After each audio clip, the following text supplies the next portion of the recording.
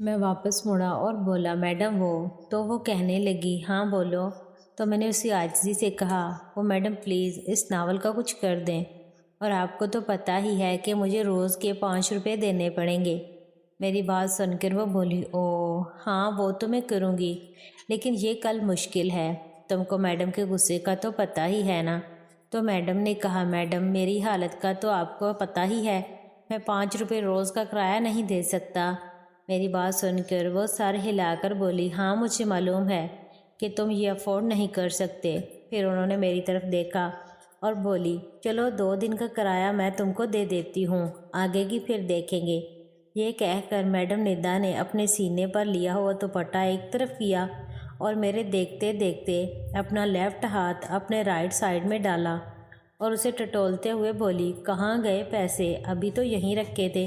اور پھر اپنے ہاتھ کو ATM کے اندر گھماتے گھماتے باہر نکال لیا اور میری طرف گہری نظروں سے دیکھتے ہوئے بولی کہاں رہ گئے، اور میری نظر ان کے گلے پر پڑی۔ اف، ان کے یہ بہت بڑے اور کافی گورے سے تھے۔ یہ دیکھ کر میرے تو ہوش ہی گم ہو گئے اور میرے اوپر کا سانس اوپر اور نیچے کا نیچے اور منہ کھلے کا کھلا رہ گیا، اور میں کوشش کے باوجود بھی ان سے اپنی نظریں نہیں ہٹا سکا، اور پھر مجھے پتہ بھی نہ چلا اور میری حالت خراب ہو گئی، حالانکہ موقع بھی نہ تھا، پھر بھی نہ جانے کیسے، لیکن یقین کریں مجھے اس بات کا کوئی احساس نہ تھا، میں تو بس حسن دیکھنے میں مگن تھا۔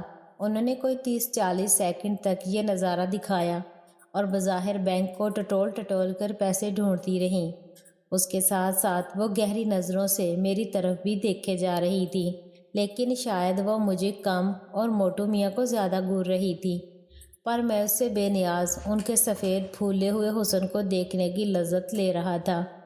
پھر وہ بولی میرا خیال ہے پیسے دوسری سائڈ پر ہیں، اور پھر اپنا دوسرا ہاتھ دوسری سائڈ میں ڈالا اور کچھ دیر تک اپنا ہاتھ وہاں گھماتی رہیں، اور اس کے ساتھ ساتھ ان کی نظریں مسلسل مجھ پر تھیں، پر قسم لے لیں جو مجھے اس کے تیار ہونے کا ذرا بھی احساس تھا۔ میری تو نظریں میڈم کے حسن پر گڑی ہوئی تھی کہ کب وہ باہر نکلے اور میں اس کو دیکھ کر اپنی آنکھیں سینک سکوں۔ مجھے زیادہ دیر انتظار نہیں کرنا پڑا، جلد ہی پہلے کی طرح میڈم نے اپنے اس خوبصورت حسن کو باہر نکالا، اور اسے دیکھ کر بھی میرا اوپر کا سانس اوپر اور نیچے کا نیچے رہ گیا۔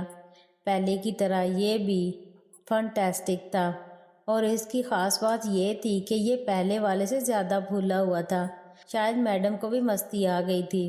کچھ دیر تک میڈم نے مجھے بھی نظارہ لینے دیا، پھر انہوں نے اپنا ہاتھ ادھر ادھر گھمایا اور 100 کا ایک نیا نوٹ باہر نکال لیا، اور اس کے بعد بولی یہ لو، اس کو 2 دن کا کرایہ دے دینا۔ اس زمانے میں 100 کا نوٹ بہت بڑا نوٹ ہوتا تھا، اس لیے میں نے میڈم سے کہا کہ میڈم جی اتنا بڑا نوٹ، اس وقت میں اس کا چینج کہاں سے لاؤں گا؟ تو وہ بولی تم کو کس نے کہا ہے کہ تم ابھی مجھے بقایا واپس کرو؟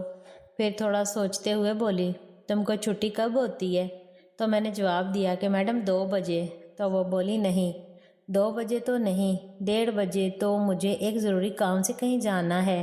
پھر بولی کہ تم ایسا کرو کہ کل آدھی چھٹی کر لینا اور اسے 2 دن کا کرایہ دے کر باقی مجھے پیسے دے دینا، اور اس کے ساتھ ہی ندا میڈم نے مجھے گھورتے ہوئے باہر جانے کا اشارہ کیا اور میں باہر آ گیا، لیکن میری آنکھوں کے سامنے ابھی بھی میڈم گھوم رہی تھی۔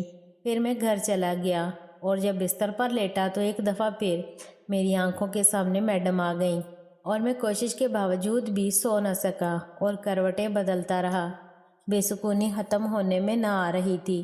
پھر مجبور ہو کر میں اٹھا اور سیدھا لیٹرین میں چلا گیا، جس سے کچھ سکون ملا، اور میں واپس آ کر بستر پر لیٹا اور پھر میڈم کے تصور میں گم، جانے کب آنکھ لگ گئی۔ اگلی صبح میں جلدی اٹھا اور سیدھا انجم کے گھر چلا گیا اور اس سے کہا کہ چلو ربے کے پاس چلتے ہیں اور اسے ناول کا کرایہ بھی دے دیتے ہیں۔ میری بات سن کر انجم نے میری طرف بڑے غور سے دیکھا، پر بولا کچھ نہیں اور نہ ہی کوئی خاص رسپانس دیا، بس چپ چاپ میرے ساتھ ربے کی دکان پر پہنچ گیا، اور جیسے ہی ربے کی نظر انجم پر پڑی وہ اسے ایک موٹی سی گالی دے کر بولا اوئے 3 دن ہو گئے ہیں، تم نے ابھی تک کتاب واپس نہیں کی؟ تو سہمے ہوئے انجم نے جواب دیا کہ وہ یار 3 نہیں 1 دن ہوا ہے۔ پھر اس نے اپنی جیب سے 2 रुपये निकाल कर 1 दिन का किराया रबे को दिया और फिर बोला, रब्बा जी आपका नावल कल शाह ने ले लिया था, बाकी दिनों का किराया और नावल अब उसके ज़िम्मे है। अंजुम की बात सुनकर रबे ने मेरी तरफ देखा तो मैंने हाँ में सर हिला दिया। ये देखकर अंजुम ने ये कहते हुए वहाँ से दौड़ लगा दी कि इसे ज़रा जल्दी स्कूल जाना है, और उसके जाते ही रब्बे ने मुझे बाजू से पकड़ लिया और बोला, निकाल 1 दिन का किराया। तो मैंने फ़ौरन ही जेब से 100 का नोट निकाल कर उसे दिया और बोला, 1 दिन का नहीं रब्बा जी, आप पूरे 3 दिन का किराया काट लो। ये सुनकर वो मेरी तरफ देखकर बड़े मायनेखेज लहजे में बोला, बड़े पैसे हैं तेरे पास, और 3 दिन का किराया काट के बाकी पैसे मेरे हाथ पर रखते हुए बड़े राजदाना अंदाज में बोला, मेरे पास अंग्रेज़ी के फ़ोटोओं वाले रसाले भी हैं, गोरियों के, चाहिए तो दूँ। गोरियों का जिक्र सुनकर मेरे मुंह में पानी भर आया, पर मैं बोला कुछ नहीं। रबाब बड़े गौर से मेरी तरफ देख रहा था। फिर वो कहने लगा, पर बाऊ, इन अंग्रेज़ी रसालों का किराया 10 रुपये रोज़ का होगा। लेकिन मैंने इनकार कर दिया और उससे बकाया पैसे लेकर सीधा स्कूल चला गया और आधी छुट्टी होने के इंतज़ार करने लगा। बड़ी मुश्किल से इंतज़ार की घड़ियां ख़त्म हुई और आधी छुट्टी का टल बजा, जिसको सुनते ही मैंने क्लास से बस्ता लिया और दोस्त को बताकर कि मैं पुट्ठा लगा रहा हूँ स्कूल से भाग गया और चलते चलते मैडम की गली में पहुँच गया। यहाँ आकर मैंने इधर उधर देखा तो मैडम की हमसाई रेडी वाले से सब्ज़ी खरीद रही थी। मैं वापस चला गया और फिर एक चक्कर काट कर वापस गली में आया तो रेडी वाला वहाँ से जा चुका था। सो मैंने इधर उधर देखते हुए मैडम का दरवाज़ा खटखटा दिया। फ़ौरन ही निदा मैडम ने दरवाजे से सर निकाला और गली में देखकर बोली, अंदर आ जाओ। और इस तरह मैं मैडम के घर में दाखिल हो गया।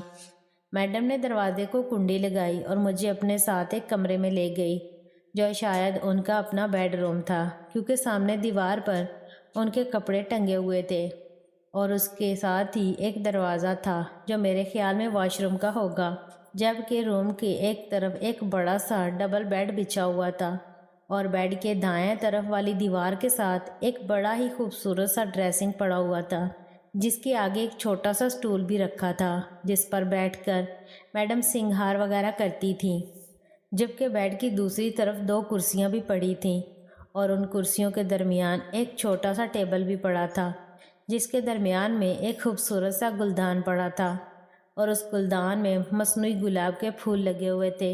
मैं कमरे का जायज़ा ले रहा था कि मैडम की आवाज़ मेरे कानों में गूंजी। वो कह रही थी कि किराया दे दिया है ना।